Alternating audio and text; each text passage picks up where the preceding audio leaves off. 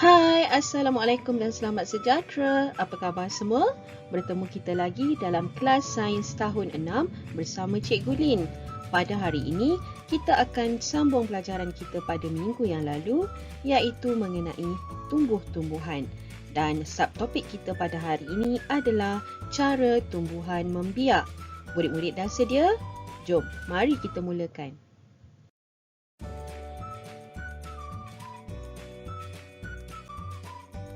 Tajuk kita adalah 8.0 tumbuhan, standard kandungan kita 8.2, mengenal cara pembiakan tumbuhan, standard pembelajaran kita pula adalah 8.2.1, menyatakan cara pembiakan tumbuh-tumbuhan sama ada melalui biji benih, anak pokok, keratan batang, daun, batang bawah tanah ataupun spora.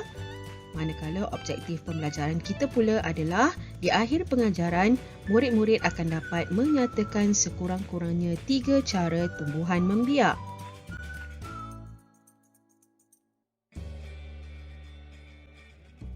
Sebelum kita mulakan, murid-murid diminta membuka buku teks pendidikan Sains Sosial dan Alam Sekitar tahun 6 di muka surat 51 sehingga muka surat 53 dan buku aktiviti di muka surat 51 sehingga muka surat 52.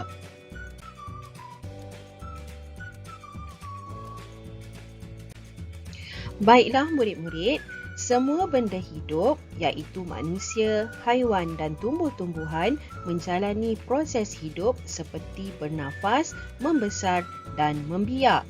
Tumbuh-tumbuhan perlu membiak untuk mengekalkan spesies dan supaya tidak pupus. Tumbuh-tumbuhan membiak melalui beberapa cara.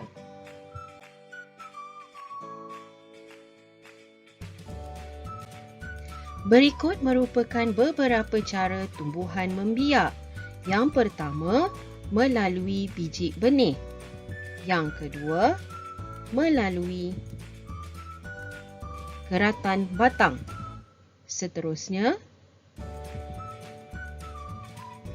anak pokok,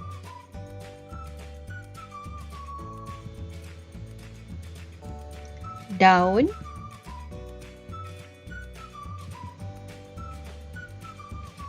batang bawah tanah dan yang terakhir melalui spora.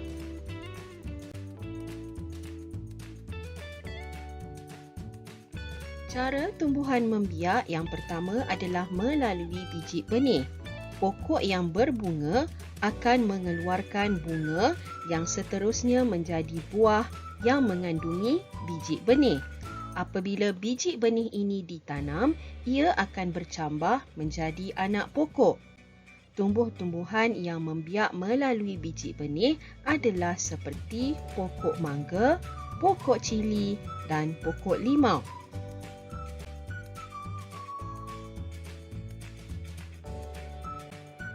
Berikut adalah beberapa contoh tumbuhan yang membiak melalui biji benih, antaranya pokok rambutan, pokok limau, pokok durian dan pokok mangga.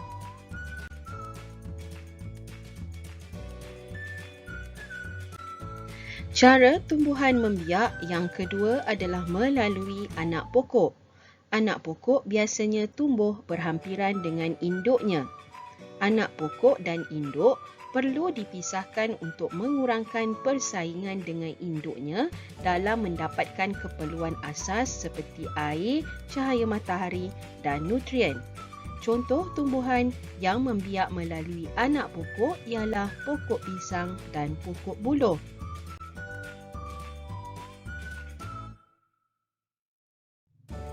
Ini adalah contoh tumbuh-tumbuhan yang membiak melalui anak pokok iaitu pokok pisang dan pokok buluh. Jika murid-murid dapat lihat, anak pokok akan tumbuh berhampiran dengan induknya.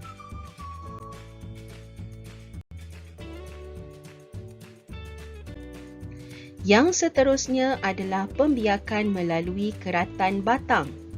Sebahagian daripada batang tumbuhan boleh dipotong daripada induknya dan ditanam semula di dalam tanah.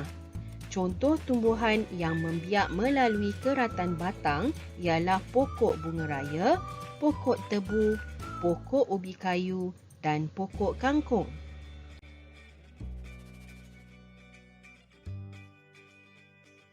Berikut adalah beberapa contoh pokok yang membiak melalui keratan batang, iaitu pokok ubi kayu, pokok tebu dan pokok kangkung. Bolehkah murid-murid sebutkan pokok-pokok lain yang membiak melalui keratan batang?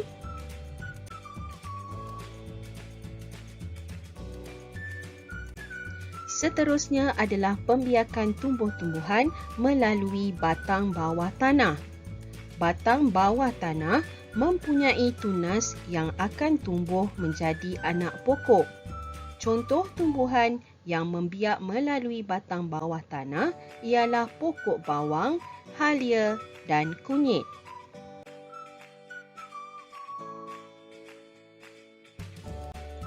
Berikut merupakan beberapa contoh tumbuhan yang membiak melalui batang bawah tanah, iaitu pokok halia dan pokok kunyit. Jika murid-murid dapat lihat dalam gambar, batang bawah tanah mempunyai tunas yang boleh membiak menjadi pokok yang baru. Bolehkah kamu nyatakan pokok-pokok lain yang membiak melalui cara ini?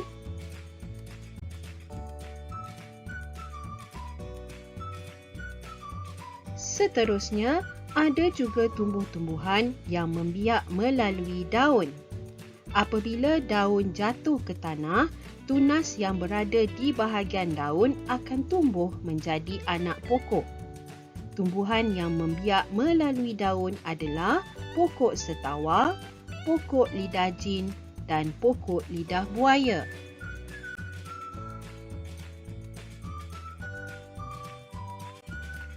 Berikut adalah beberapa contoh tumbuhan yang membiak melalui daun, iaitu pokok setawa dan pokok lidah jin. Jika murid-murid dapat lihat, pada daun tersebut terdapat tunas-tunas yang akan tumbuh menjadi pokok yang baru. Tahukah kamu bahawa tumbuhan yang membiak lebih daripada satu cara, contohnya lidah jin, membiak melalui anak pokok dan melalui daun?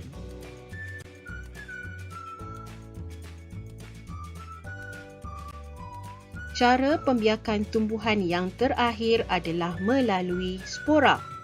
Tumbuhan yang tidak berbunga membiak melalui spora. Spora bersaiz kecil dan ringan, membolehkan ia disebar melalui angin. Spora akan bercambah apabila ia jatuh ke atas permukaan tanah yang sesuai. Contoh tumbuhan yang membiak melalui spora adalah pokok paku pakis, cendawan dan pokok langsuya.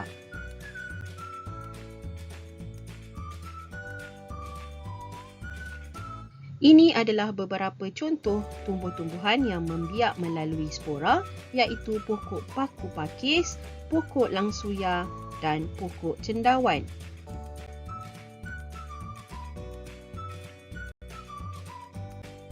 Baiklah murid-murid, sebentar tadi kamu telah diperkenalkan dengan tumbuh-tumbuhan dan cara ia membiak. Untuk latihan pengukuhan pada hari ini, kamu diminta membuat latihan dalam buku aktiviti di muka surat 51 dan 52.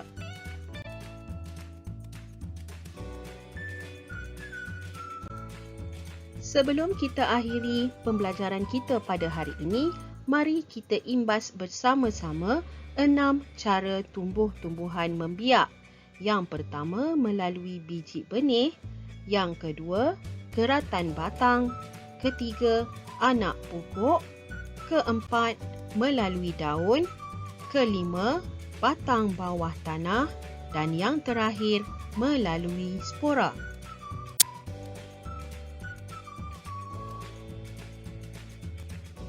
Sekian dahulu perkongsian Cikgu Lin pada hari ini. Sehingga berjumpa lagi di minggu hadapan. Bye. Assalamualaikum.